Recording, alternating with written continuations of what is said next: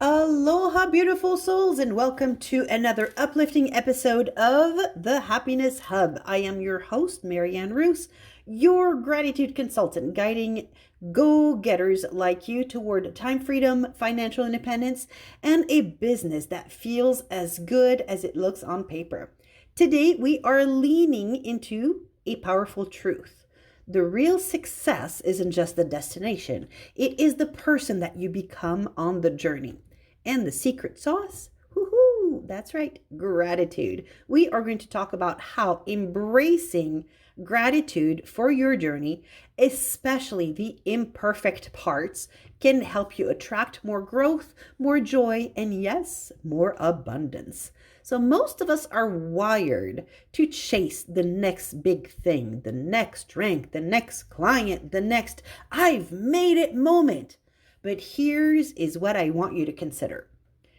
The more you focus on what is working right now, the more you train your brain to seek out momentum, not just results. Gratitude isn't just about being thankful when things go right. It is about staying grounded while things are in motion. That is where mindset is built. That is where long-term success begins. So let's get a little nerdy, shall we? One of my favorite under the radar studies on gratitude was done by Cynthia S.D. Pury at Furman University back in 2014. Instead of studying general happiness, she explored how gratitude affects intrinsic motivation, that internal drive that keeps us going even when results aren't immediate. Participants were split into two groups. One group was asked to reflect on personal experiences of gratitude before beginning a challenging task. The other group didn't do the reflection. What happened? Well, the gratitude group not only persisted longer on the task, they rated the work as more meaningful, even when it was repetitive or difficult. They didn't just perform better, they felt more connected to the process. This tells us something huge.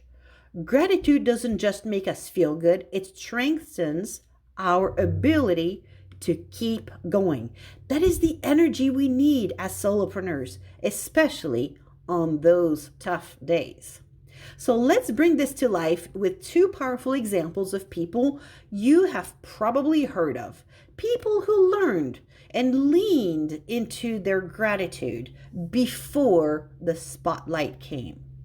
First one is Simone Biles. She is the most decorated gymnast in history. But long before she made Olympic history, she faced enormous personal and physical challenges. Raised in foster care before being adopted by her grandparents, her early journey was anything but easy. Simone has shared that what helped her stay anchored despite injuries, despite public pressure and setbacks, was actually finding joy in practice. She wrote daily affirmations, gave thanks to her team, and celebrated small wins like nailing a new move or finishing a tough workout.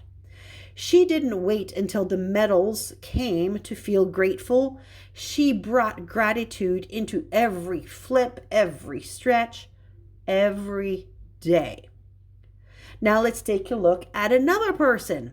Before becoming a media mogul, Tyler Perry lived in his car for months. His first stage play flopped, and I mean badly. But he kept writing, rehearsing, and investing every penny into his vision.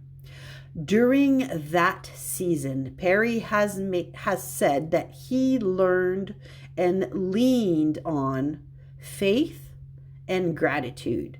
He gave thanks for the ideas themselves, for the gift of storytelling, and for the belief that things would turn around. And guess what? They did big time. Now, he is worth hundreds of millions and owning one of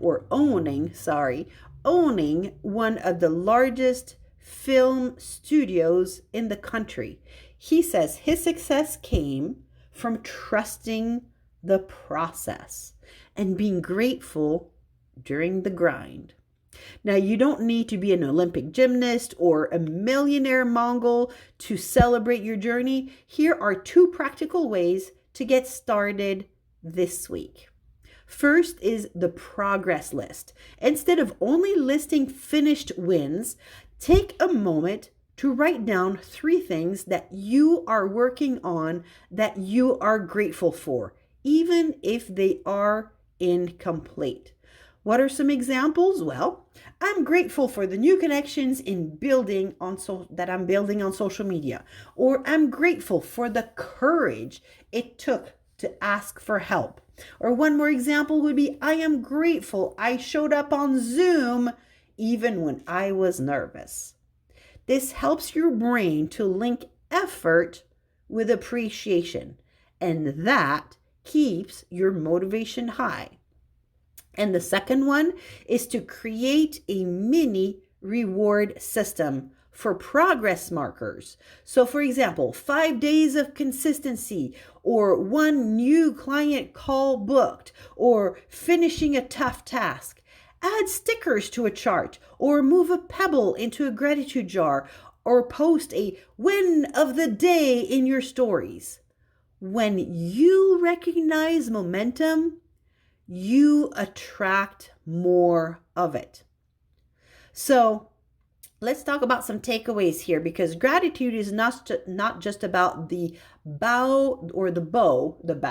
It's not just about the bow that's on top. It's the glue that keeps your dreams from unraveling during the building phase. When you embrace gratitude for the journey, you step into a mindset that attracts growth, consistency, and abundance, even before you reach the big win. If this episode gave you something to think about, would you please do me a favor? Subscribe to the Happiness Hub and share it with one person who needs a boost today.